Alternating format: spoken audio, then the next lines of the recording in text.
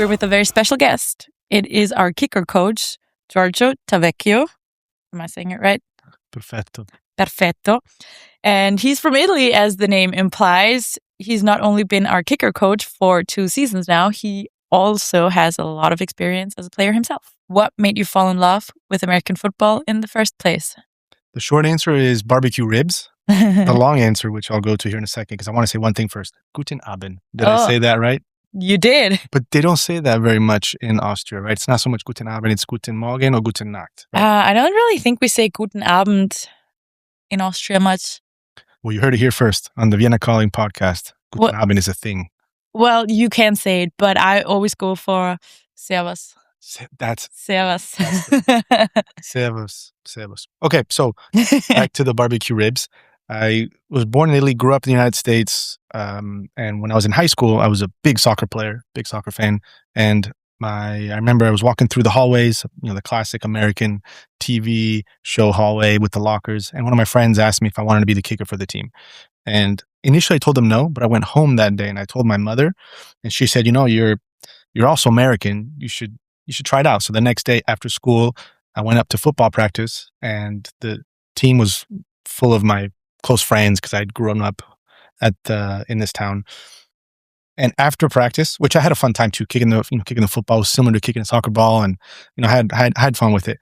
Then I started to smell a sweet tanginess in the air, and we had a team barbecue after practice. And ribs were delicious, so I thought if I have to kick a soccer, an oblong football, right? If I have to kick a football every now and then to eat these ribs and hang out with my buddies, then I'll do it. And that's how it started, very innocently, with the decision made with my stomach, and that's when I fell in love because of the barbecue ribs. What did they say? Love goes through the stomach? Not just for people, but also for sports. Also for sports. That's a great story. Looking back at your journey, was there a particular moment where you thought, I can actually make it to the NFL after your high school years?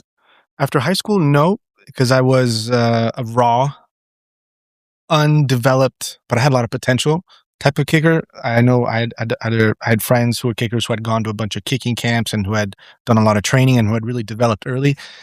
I just went to kick for fun with my friends after school on the team, but I would still go to soccer practice almost every day. And because of that, I was talented, but it was like a diamond in the rough, a little unpolished. So coming out of high school, I actually had an offer to play soccer at UC Davis. And then I remember May 28th at 4:01 p.m. of my senior year of high school. So I'm about to graduate high school in like 2 weeks, because we graduated in mid-June in the United States. And I'd already chosen my roommate for UC Davis, which was the school I would have gone to play soccer. I was about to choose my classes, and the Cal special teams coach calls me out of the blue and says, "Hey, we have a last minute walk-on spot. Would you be interested?" And I had no idea where this came from. This just out of left field, just out of the blue, because my mind had been turned off of football for a couple months because I thought the route to college would have been through soccer. And I thought about it for a night, said a few prayers, and was like, this seems like to be the good choice, because I couldn't pass up this opportunity to play college football at Cal Berkeley, which was 20 minutes from where I grew up. And that was just a walk-on. So, it wasn't like, I made it, I'm going to make it to the NFL. My goal was not get cut after the first day. And don't be an idiot, do anything stupid the first 2 or 3 days. And I did, because I wore shorts that were too short to the first football practice with the team. And that's how a lot of guys still remember me. Because your shorts were too short. Yeah, because I rolled them up like a soccer player. Soccer players. Yeah. And they always pull them up. Yeah. But in my defense, okay, I was a 5'8", 5'10", so that's what, 172 centimeter kid, probably 60 kilos, and they gave me the biggest shorts. Yeah, large Nike shorts made for football players, so they were down to my ankles. So what am I going to do? Just walk around like I'm wearing khakis? No, I you rolled them up. So, so that was the first thing I shouldn't have done, but it's a funny story now. And then you stayed at that college, you graduated, and how did you make it to the NFL? What was the path? It didn't involve barbecue ribs this time, but it was still in a way, unfortunately, it was innocent in a way too, because I'd played 4 years at Cal. I had good fortune of kind of being at the right place at the right time, and started for a long time and played a long time. The first 3 years I was solid, but I was just kind of average. Then my senior year, something finally clicked, and we can go into maybe what that was if you want as we go into the podcast.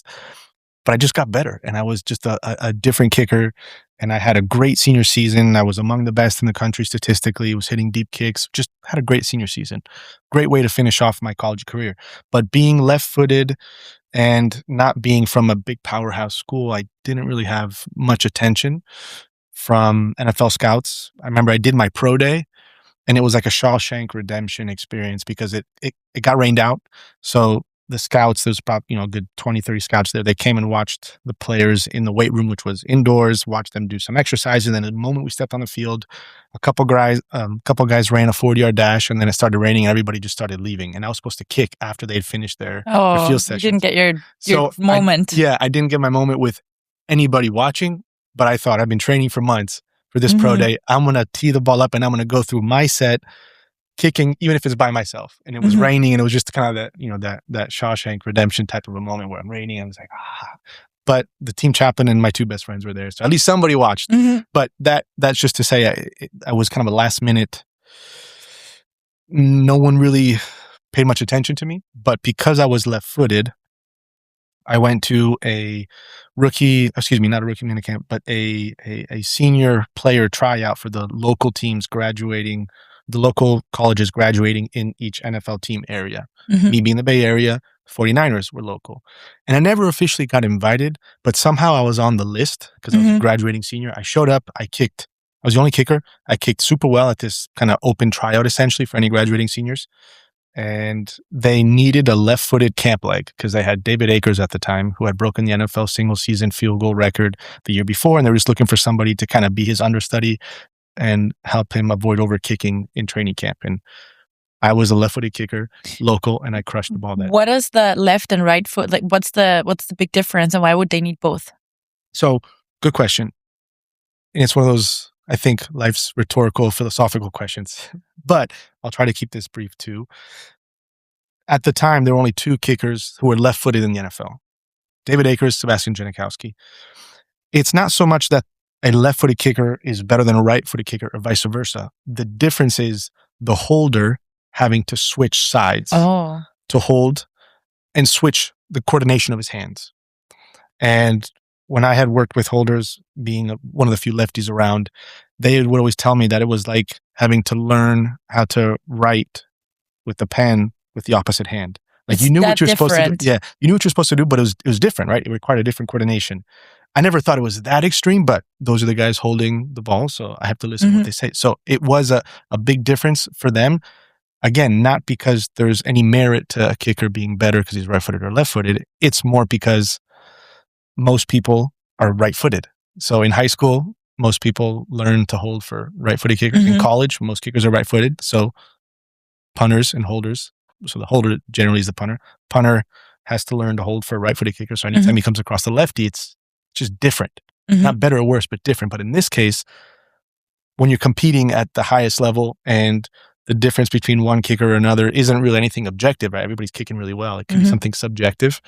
That being lefty versus righty could be an obstacle, an additional obstacle. So in this case, it worked in my favor because they were looking for someone who was specifically left-footed. Because their kicker was left-footed.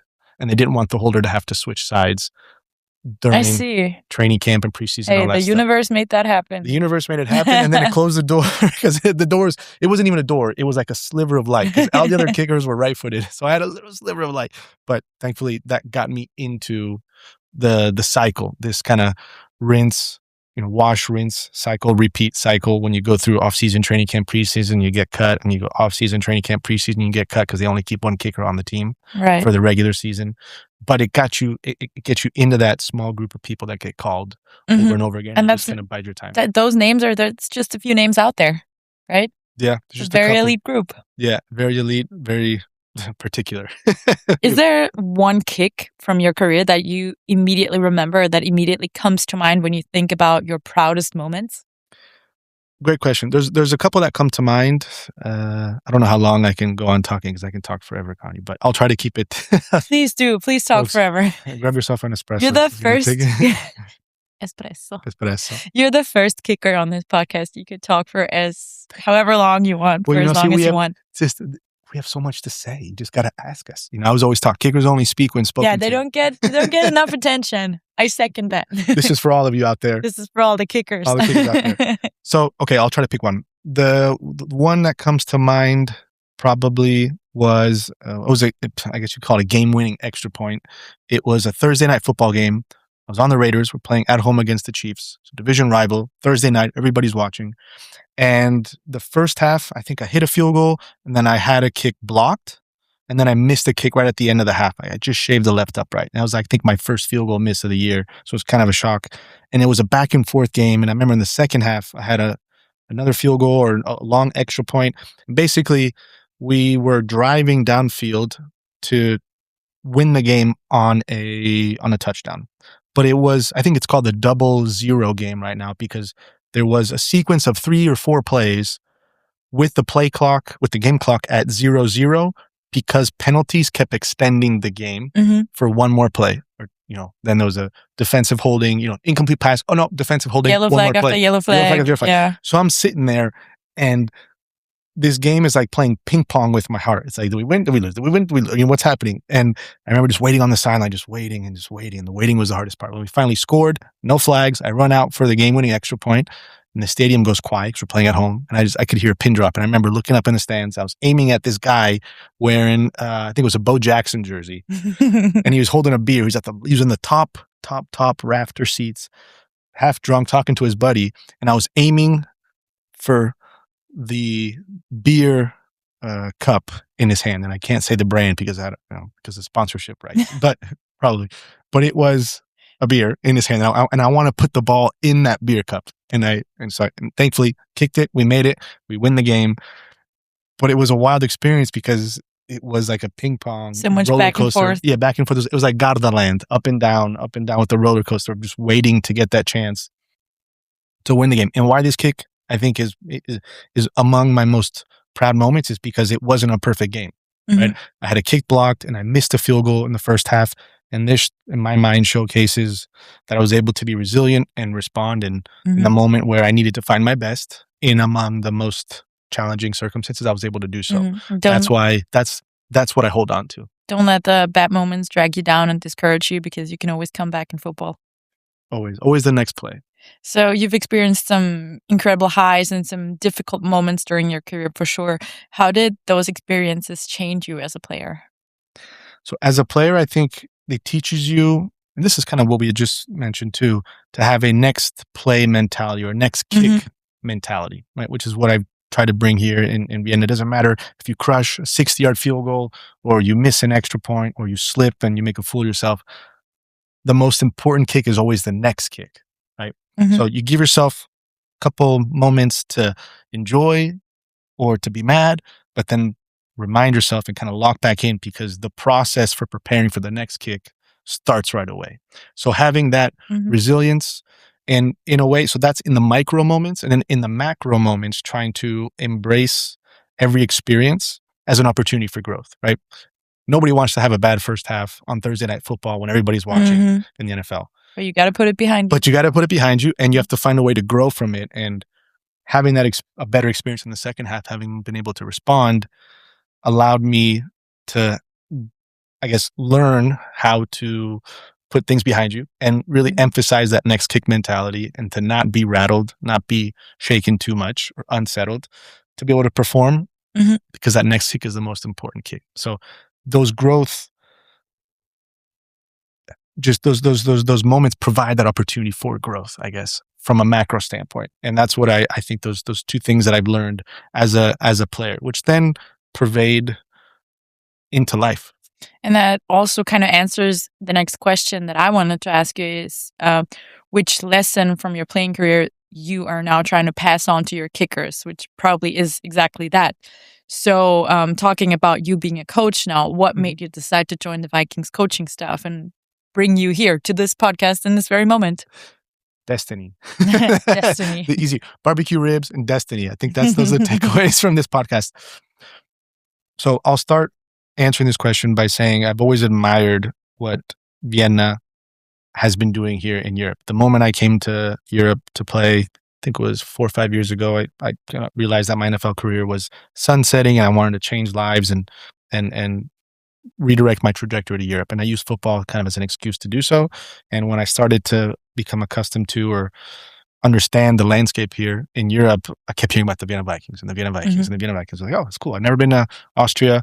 I've always thought positive things about Vienna, but it was a big incognito. And then when I started to play a little bit in Europe, I started to see the Vienna Vikings on film and see how they were just beating teams. And then I watched the film and I said, these guys aren't unbelievable athletes, respectfully. They're not, superhuman, but they just play sound, effective, good coaching. Yeah, like fundamentally sound football. And it reminded me a lot of my high school. Like I grew up in a high school which had a pretty historic football program. This head coach has been there for 40 years now.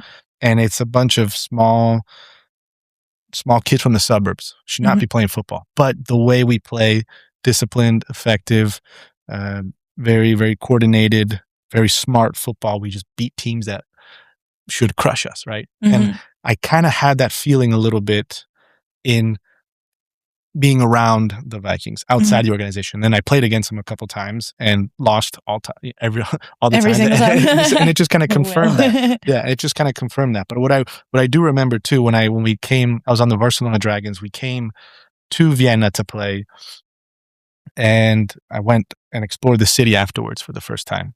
And it was love at first. What was it? Radler. Love at first Radler. Love at first Radler. It was. I was really blown away. So you've seen many professional football organizations.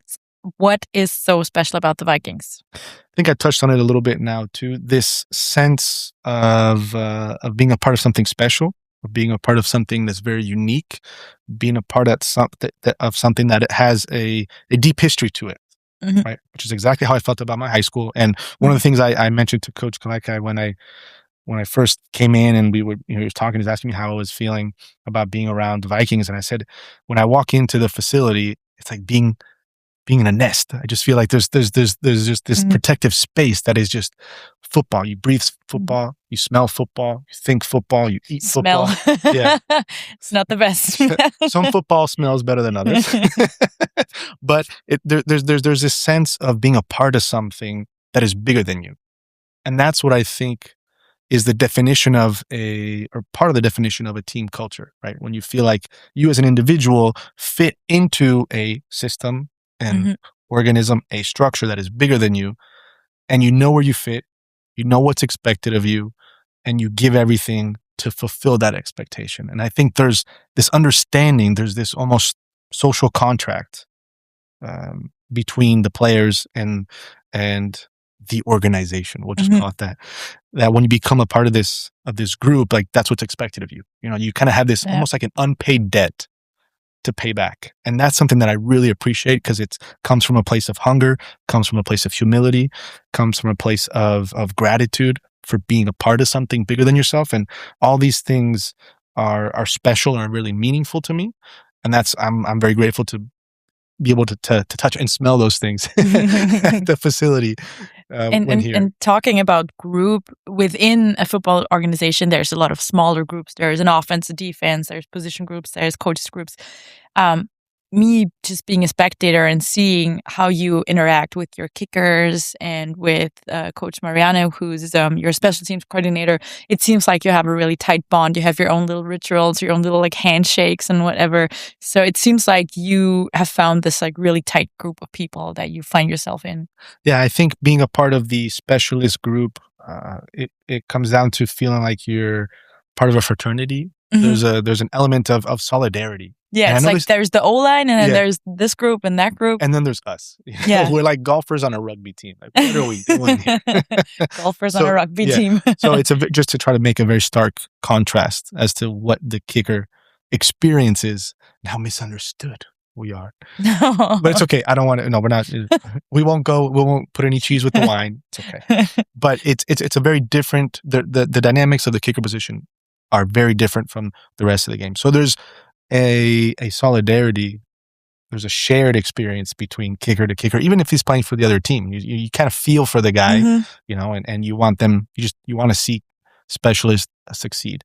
And because it is such a lonely position when you're on the field, as soon as you get off the field, it's it's special to create those bonds between Mhm. players, right? And that's what I think you touched on. We have a good Yeah. group here.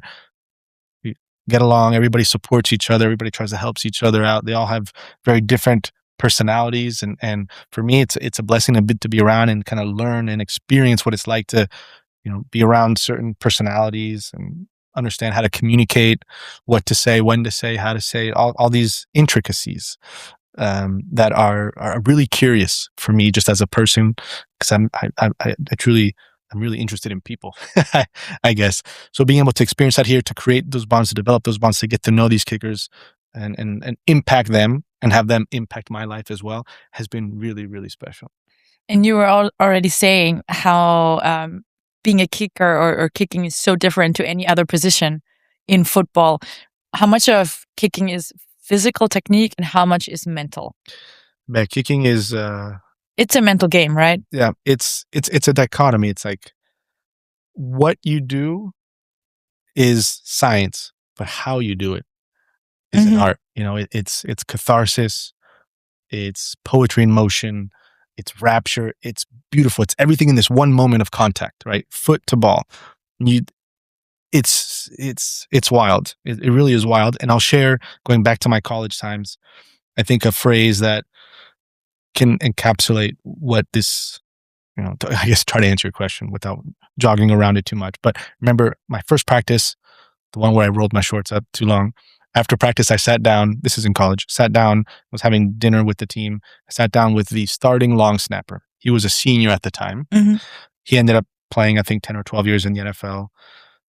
And I remember he started saying, Giorgio, kicking is 100%. And before he finished his sentence, I said, I know, Nick, it's 100% mental. He goes, no, it's 100% physical. The Hmm. moment you let it get mental is the moment you lose. Oh, interesting take. Yeah. So there's this kind of a paradox there where you have to be not necessarily so in control of your mind, but you have to be able to manage your mind Hmm. such that you remove it from the equation and create the circumstances for your body to be able to execute a very natural, fluid technique.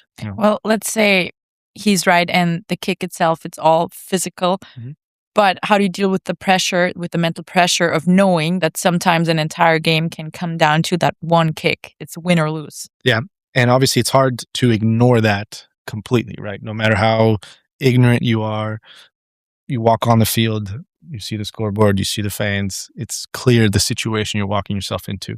But in your mind and in your body, most importantly, too, you have to find a way to switch off that awareness and just try to keep every kick mutually independent and exclusive from the kick before and as detached as possible from the circumstances in the game. Right? So in your mind, you just detach yourself from the situation, focus fully on the kick. You walk out there, it take you 3 steps back, 2 steps to the side, last exhale, nod to the holder, jab step, drive step, plant step, contact, and that's it. There's no, there don't have to be any other accoutrements to the But moment. what about other outside circumstances like weather, like wind, rain? How Mhm. much does that actually affect your kick? So that does affect the kick a lot, and that's why you'll see kickers in pregame in the NFL going out 2 hours early, walking around the field. I used to take pictures of all the stadiums where I played of the uprights, right? On Hmm. the 20-yard line, 30-yard line, 40-yard line. So when I was preparing to play in that stadium again, I knew I could visualize, okay, if I'm Hmm. kicking this direction, I'm going to be aiming that, I'm going to be waiting for the guy with his beer cup. I'll Hmm. put it right there. If I'm kicking in this direction on the right hash, I'm going to put it at that seat there or that pole there, right? So you prepare and you take all those factors into consideration, usually in warm-ups, right? The surface, the wind, the rain. You start to kind of have an idea of when I step on the field, how do I want to handle this situation?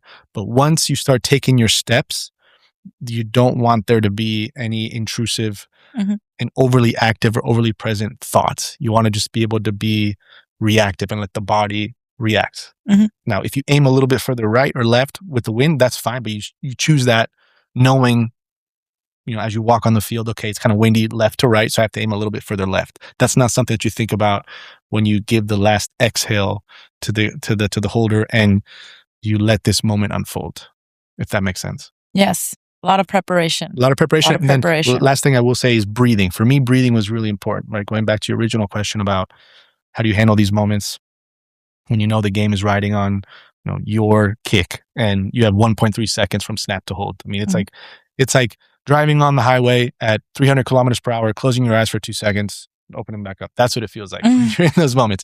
But for me, I have a very active mind, a very active personality, very gregarious personality. So I had to use breathing to really calm myself down. So I'd go through just kind of breathing routines on the sideline to slow my breath, which then helped to kind of calm my mind. And I would just kind of zone out for different periods of the game, just to try to keep my mind floating without getting too attached to any thing or circumstance or situation. I think I can definitely hear how passionate you are for the game of football and for kicking itself. But what attracted you to coaching rather than focus solely on playing, which you did in Europe before you turned to coaching? What was your thought process? Sure. When did you become, or how did you become a coach? Destiny. Again, destiny. Destiny and ribs and Radler. No, from a coaching standpoint, I was fortunate to have very impactful mentors in my experience. I had a kicking coach in high school who was a volunteer, and he really impacted me. It was fundamental in my journey. Then during my college years, I had maybe some older kickers, and in the NFL as well. I would look up to some guys who had became mentors to me. And as soon as I got to college, I remember after my first season, I started, because I lived close to home, I would still go back and help out my high school kicking coach, who was my mentor, with the next generation, the next iteration of high school kickers. And it's something that I've always felt special to me, because I saw the impact of those mentors that I had in my life. Oh, it's so important. So important. So I continued to do that as I won't even call it a side hustle. I just do it a side passion. Even when I was in the NFL, I'd find kind of maybe a high school close to where I lived, and I would help out a little bit. So coaching here in Vienna isn't the first time I've been on the field coaching. It's the first time I've been on the field coaching with men roughly my age and who have developed, and not kids, who have developed a ton of different dynamics of what it means to play football here in Vienna. But from a coaching standpoint, I've always found it really, really, really gratifying when I see that what I'm able to do for a high school kid has allowed him, or how I'm able to help allowed him to have a better game, or when they call me after a fun game, or when they get an offer to go to a college. It was almost more gratifying. I think I shouldn't say almost. It's more gratifying to see someone that you've helped succeed than succeeding myself, at least in my experience. How would you describe your coaching style? Destiny. No. That's the answer to everything. If I have to describe it in one word, I think it'd just be listening. Because I think as a kicker too, there's so much going on and there's so much out of your control, and everyone is really different. Right? That's one of the beautiful things about kicking. It's also one of the bastard things, but there's no right or wrong way to kick. You can kick with your eyes closed, smoking a cigarette with the outside of your right foot. If the ball goes in every time, you're doing it right. So no one can tell you otherwise. So what my job, or what I feel my calling, my mission as a coach here in Vienna, is to help our specialists find what their best is, what's going to give them the best chance to hit their best kick, and then help them develop a way to be able to access that best kick.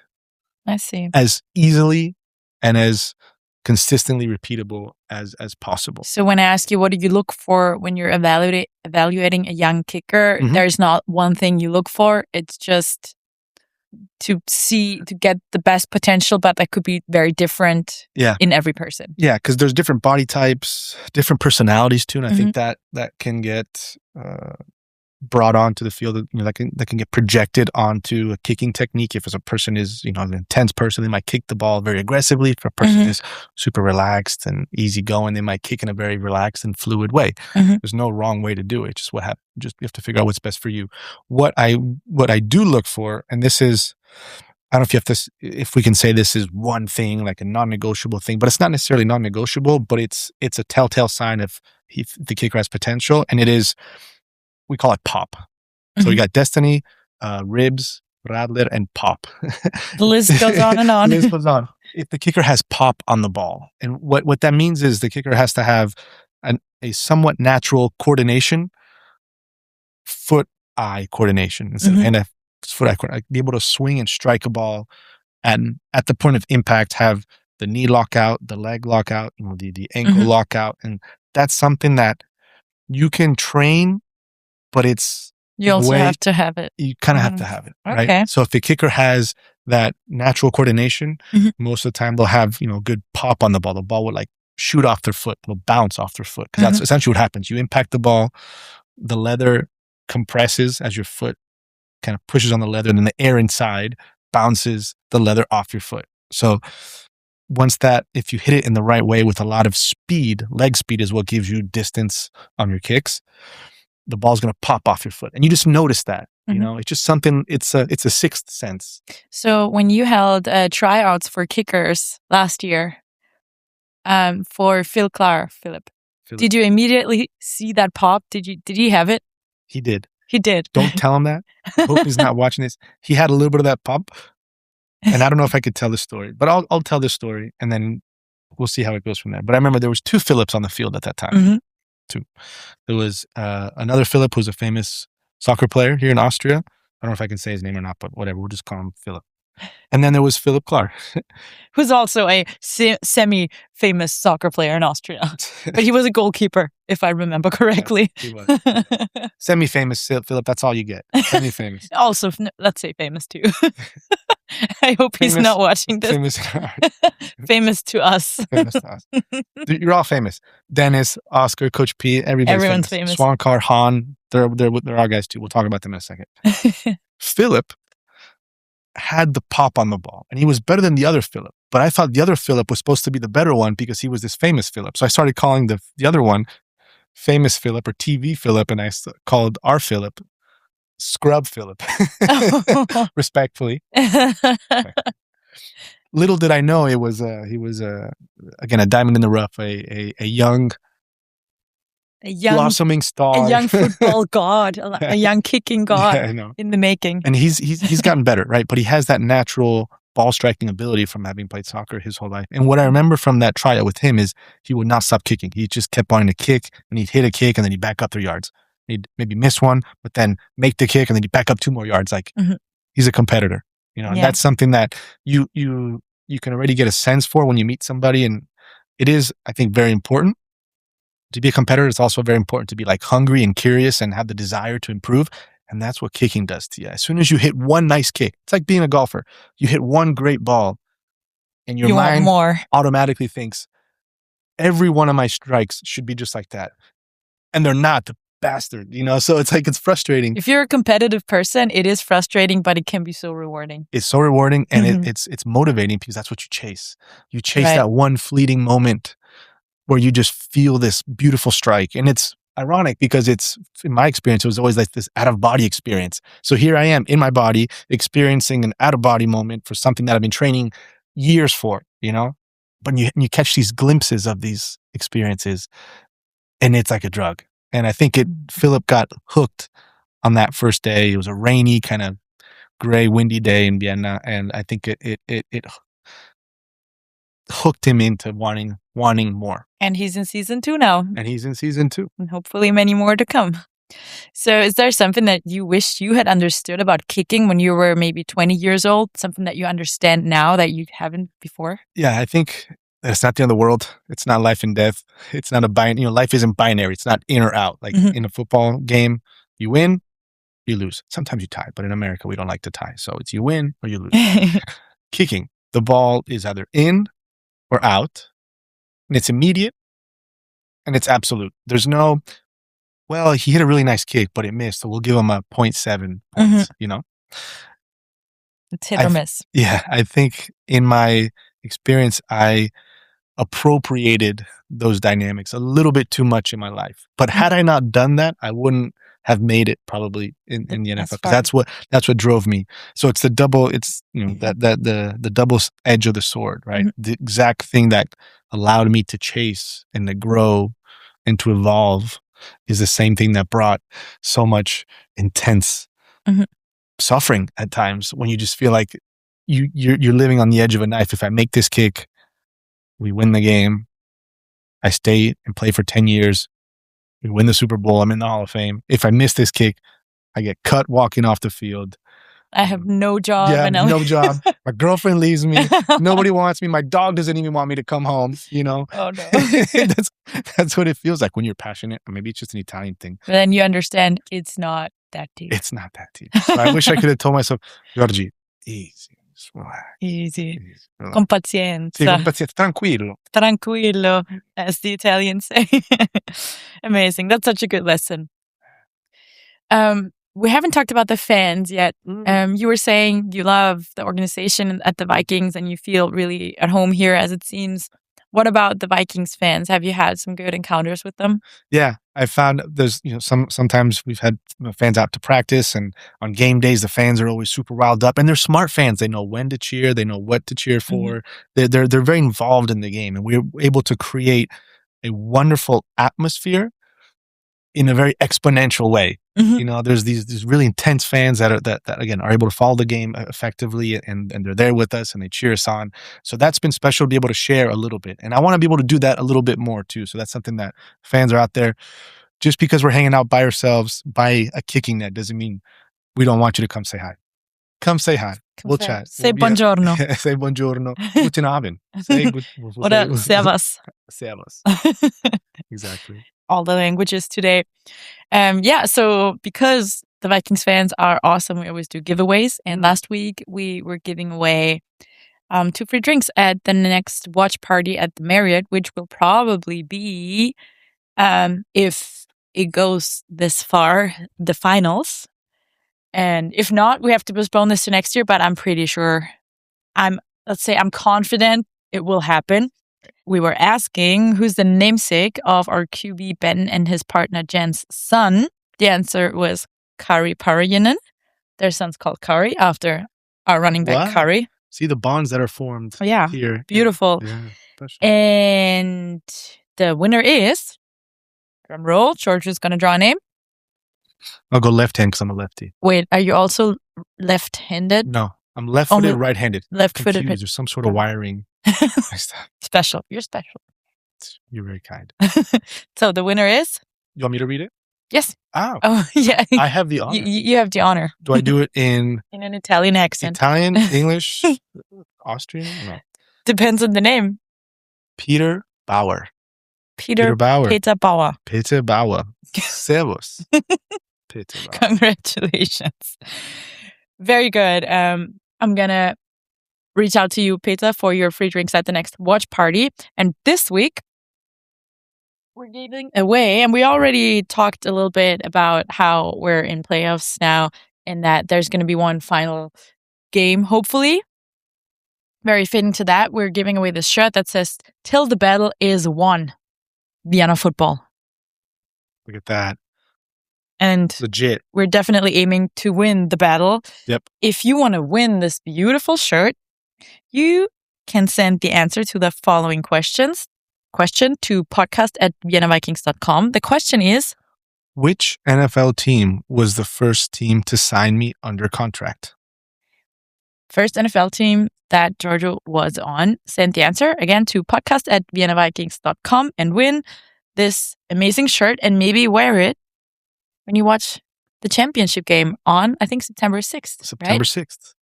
We're getting closer.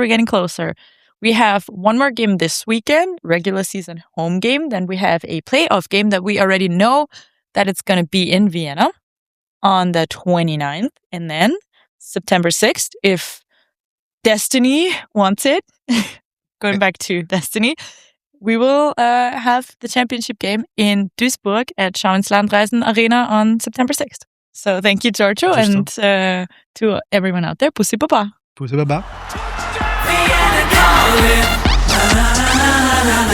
Move it!